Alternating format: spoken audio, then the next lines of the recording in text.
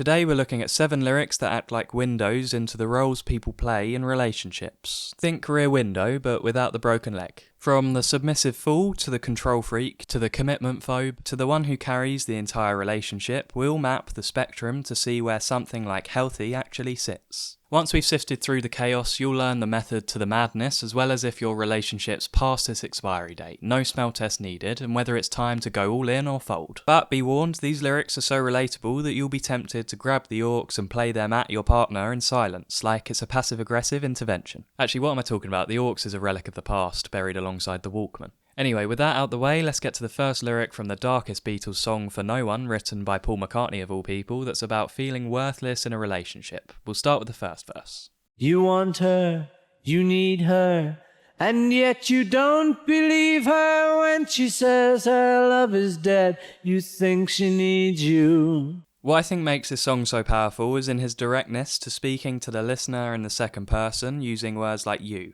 If you're actually going through the same motions of a disconnected relationship that Paul's describing, it feels as if he's an omniscient deity seeing your own relationship for what it is, a fly on the wall that tells you to reflect on it honestly. With this verse, Paul's tapping into the first stage of grief that you arrive at when going through the motions of a doomed relationship. Say it with me, denial. You're clinging on, you need her, and in that desperation, her words of discontent are falling on deaf ears. Even when she says her love is dead, you still think she needs you. And the more desperate your pursuit appears to them, the faster they run in the other direction, like you've teleported them into the back rooms. Now, on to the second verse. You stay home, she goes out. She says that long ago she knew someone, but now he's gone, she doesn't need him. With the first line, you stay home, she goes out, Paul's emphasising the dissonance and disconnect between their separate lives. Their bond has been severed. It's the consequence of making a diminishing relationship your sole focus in that other aspects of your life, like your social proclivities, fall by the wayside. So you stay home and isolate yourself like you're me editing this video, while she still has the independence to live her life. There's a profound line by Chet Baker in Almost Blue that touches on this misguided obsession. Flirting with this disaster became me, it named me as the fool who only aimed to be. She doesn't love him, but weirdly that only invigorates him to please her no matter what. To quote a line by The Replacements, the ones who love us least are the ones we die to please. Dependency then is the disaster that consumes your identity and makes you the fool. When one's dependent on another, it can feel suffocating and isolating for whoever's in the driver's seat, like you're in space floating aimlessly in a locked car. What makes it worse is if the other person refuses to believe that you're both floating in space, and will persuade you at all costs, and that's a recipe for a mental breakdown for both parties. Along the same lines is this next one by Thom Yorke from Radiohead's song All I Need. I feel it's a necessary wake-up call for if you're in a relationship that's past its expiry date. Here's the line in question. I only stick with you because there are no others. Thom, always the romantic, admits that he's only settling being with her because no one else wants him. I know, not a ringing endorsement, right? The relationship's foundations are built on a house of cards, to reference another Radiohead song, as all it takes is someone else to be interested for him to terminate his current relationship. Now, this is a morbid hypothetical, but if you asked yourself, would I still be with my other half if I won the lottery or became famous, and the answer's no, that's not a great sign. But then again, obsessing over what you don't have can make you blind to what's good until it passes you by. If you, like Thom, believe that there's no one else, this crisis of self-esteem will also cause you to block the other person out and look elsewhere for a solution. So what's the lesson in all this? Keep your own grass watered so you don't stick your nose in someone else's garden. Next up is Alex Turner from the Arctic Monkeys with the song Only Ones Who Know. To give you a crumb of context, it tells the story of a relationship that has deteriorated due to them not fixing their own problems before becoming a couple. It's like training for a marathon by sitting down with the Olympics on. Anyway, half-baked analogy aside, let's listen to Turner coming to this conclusion in the chorus.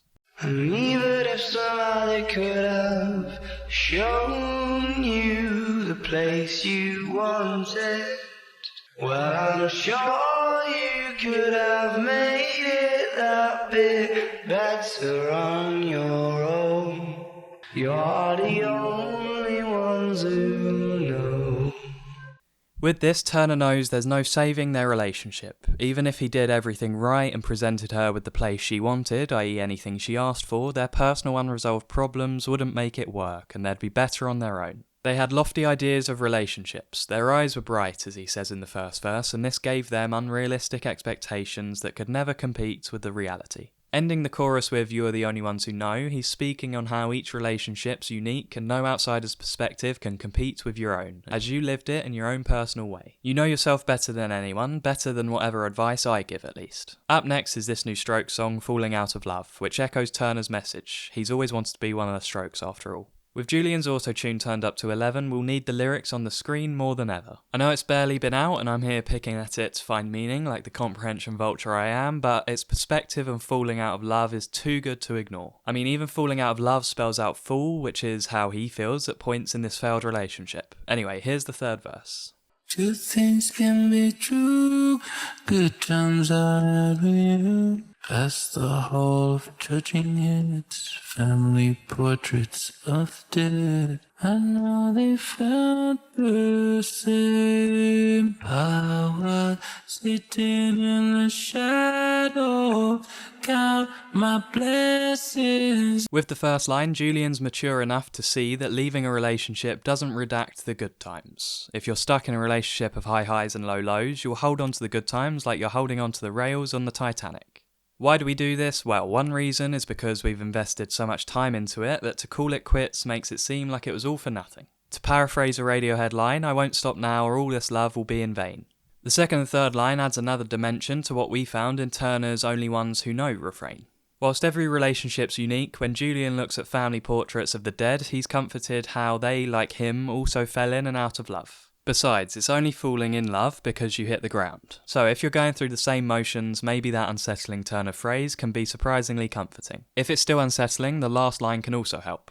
Taking time sitting in the shadows can give perspective. You can count your blessings and then resolve your own issues so you're ready for the next time. Speaking of taking time in the shadows, the next song, "Time," is exactly about that. Have a listen. I gotta take some time to grow, but without you I'm miserable. I think I got too comfortable. This one doesn't need a fine-tooth comb, plus it covers the same ground. Like Julian, she sees the appeal of taking herself away from the relationship to grow and find herself. The difference is that she's daunted to do so because a part of herself is connected to the relationship, and in being too comfortable, she feels a degree of dependency with her partner to stay in it. It's that lack of identity that makes leaving so daunting. You feel like you'll be a shell of your former self. This vulnerability can be summed up with this line by Paul Simon that I mentioned in this video. "Losing love is like a window in your heart. Everybody sees you're blown apart." At number 6, we have Tyler the Creator's song "Gone Gone" with the third verse that's so well written and honest about being with someone who realised they had two different blueprints of what a relationship entails. Let's have a listen. We had two different blueprints, but understood and fluent. You opened up early on, I thought I had a permit. We started building the bridge and turned it into a fence, but I finally found peace. So peace. With this, Tyler realises that they weren't building their relationship on the same blueprint. They were fixated with less important things like their influence. Here I'm not sure if by influence they mean what they're influenced by taste-wise or their own influence in life. Moving past that ambiguity, he thought he had a permit to start a relationship because the other one opened up, but that vulnerability that seemed like a bridge became a fence that separated them. But with the last line, in understanding their differences, he finally has peace and is ready to leave without holding on to bitterness. I thought it'd be best to end on a happy note, and unexpectedly it's from singer-songwriter Elliott Smith of all people, with his optimistic song aptly titled Happiness. As it's really simple, and I've talked enough at this point, took me a while I know, I'll let it play us out. What I used to be will pass away, and then you'll see that all I want now is happiness for you and me. Thanks for watching, and if you want to see any of my other lyric breakdowns, check out this playlist here. See you next time.